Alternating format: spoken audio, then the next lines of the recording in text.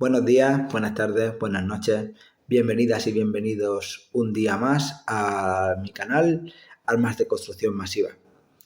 Hoy nos vamos a centrar en un acontecimiento histórico poco conocido por la ciudadanía en general. Se trata de la Gran Redada Gitana. Para ello, y además quiero relacionarlo con el trauma y la prevención del trauma. Para ello nos vamos a basar en el libro Resistencias Gitanas de Silvia Agüero y Nicolás Jiménez, el libro Los Gitanos Flamencos de Pedro Peña Fernández, en paz descanse, y Las Palabras de la Bestia Hermosa de Guillermo Laera.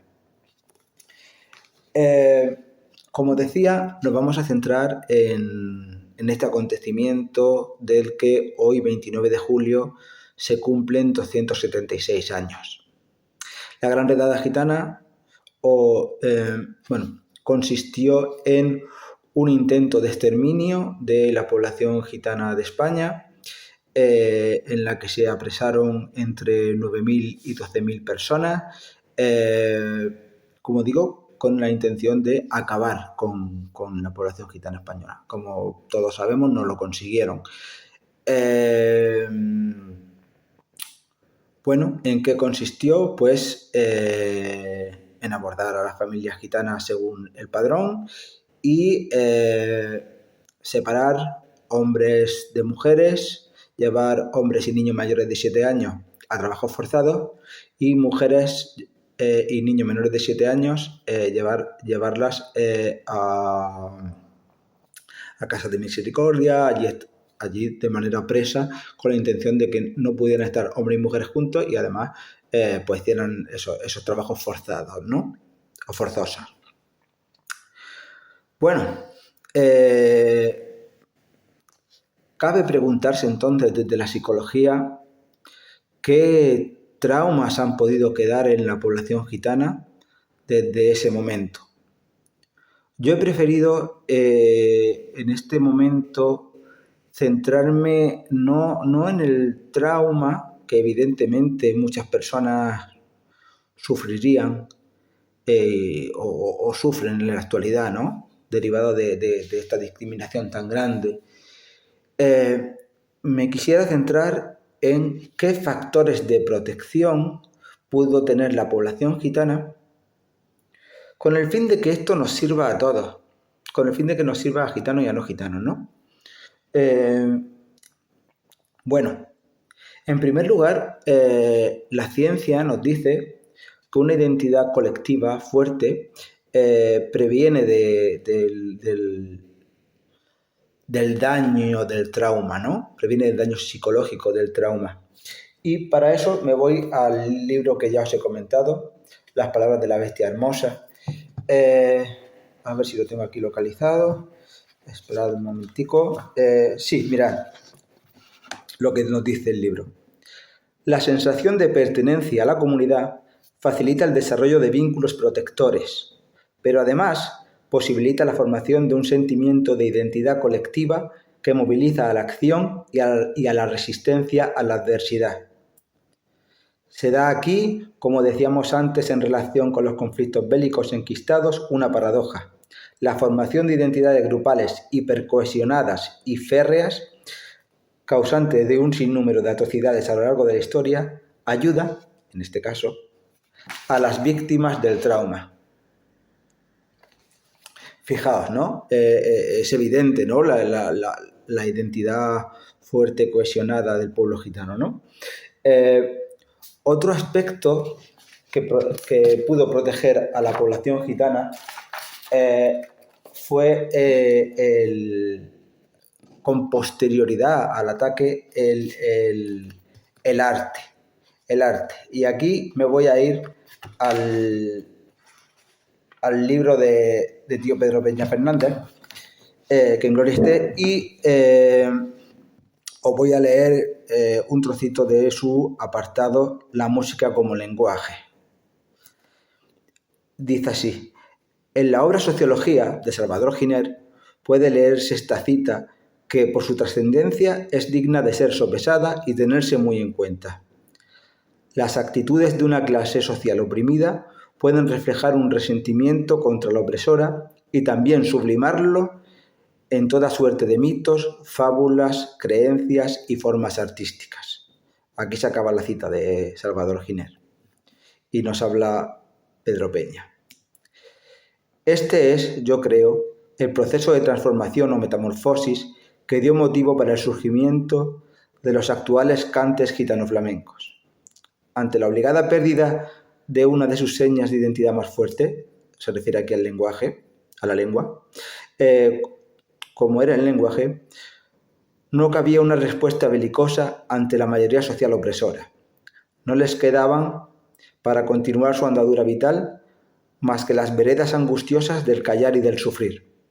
Y les sucedió lo mismo que acontece a las personas cuando pierden uno de sus sentidos, que terminan por desarrollar, en mayor grado, otro que pudiera paliar su ausencia. Pues como no es necesario explicar, el arte, el cante, es, además de identidad gitana, es modo de expresión de dolor, ¿no? Y de sublimación de ese dolor. Otro aspecto sería la fe en la providencia, ¿no? Esa creencia compartida por muchísimos gitanos de que Dios proveerá, de que las cosas pueden ir a mejor, ¿no? Esa fe también sería protectora. Y otro aspecto sería la capacidad de agencia, es decir, el imponer cierto control sobre la situación. Y esto lo podemos ver en las continuas rebeliones, que hubieron. Me voy al libro de Silvia Agüero y Nicolás Jiménez, en el que en su apartado sobre feminismo gitano, voy a localizarlo, perdonad un segundo, que está al final, 199. Perdonadme. Pues nos habla de cómo las mujeres gitanas organizaron sus rebeliones, ¿no? Y me gusta mucho una expresión que se usa, ¿no? Es las mujeres gitanas se rebelan contra aquella injusticia de forma transgresora e inteligente. Cita aquí al historiador Manuel Martínez Martínez. Destaco lo de inteligente, porque no es simplemente una respuesta de supervivencia del momento de huir o atacar, ¿no? Es algo planificado que indica cierto control sobre la situación, ¿no? Y esto es lo que hacían las mujeres gitanas, y pensad en el contexto de la época, ¿no? Se desnudaban, rompiendo sus ropas para herir el pudor de los curas y las monjas encargados de su vigilancia. Envenenaban pozos de agua. Se contagiaban unas a otras la sarna para que se propagase al personal de esas cárceles. Y así evitar que los guardianes se atrevieran a acercarse a ellas. Se negaban a comulgar u oír misa. Se besaban entre ellas para provocar a las monjas y a los curas. Pensad que estaban en casas de misericordia atrapadas.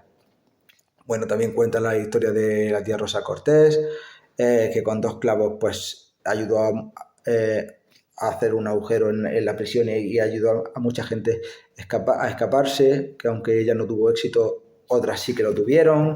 Bueno, pues hay cierto control sobre la situación. Para algunas personas salió bien, para otras no.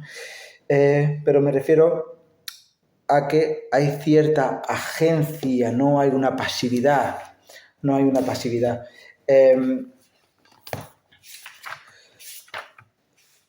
Habla también en este libro, ¿no?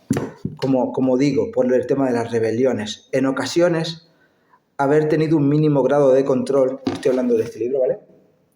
En ocasiones, haber tenido un mínimo grado de control, por ejemplo, negociar con el asaltante o organizarse para apagar un incendio disminuye de forma drástica el potencial traumático de un acontecimiento, en contraste con la actitud de absoluta pasividad o rendición.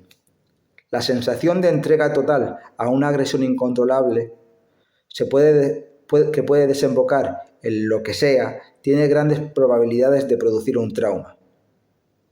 Pero no es esto lo que muchos gitanos vivieron, otros seguro que sí, pero muchos pudieron, por lo menos no se dejaron someter. Otro factor protector fue en aquel momento que los gitanos y las gitanas tenían oficios que eran muy necesarios para la economía, ¿no? Por ejemplo, eran fragüeros, se trabajaban el hierro, vendían las bestias, caballos, etcétera, ¿no? Y hacían las canastas con las que se podían recoger cosas en el campo. Eran oficios necesarios que la población reclamaba y muchos alcaldes incluso se quejaron de que tenían que devolver a esas personas a su sitio porque además las necesitaban y además eran personas queridas, aparte de eficientes trabajando, ¿no? Eran personas queridas que fueron reclamadas a veces por autoridades, otras veces por otras personas no gitanas, ¿no? Por lo que el conocimiento mutuo y el cariño, aunque a veces no acabe con el racismo, sí que puede, entre personas concretas, formar un lazo más fuerte que el racismo. Y bueno, aquí acaba el capítulo. Espero que os guste, espero que me preguntéis dudas, como veis lo he hecho del tirón, porque no tengo mucho tiempo, pero lo he hecho con mucho cariño y con intención de que sirva. Abrazos y hasta la próxima.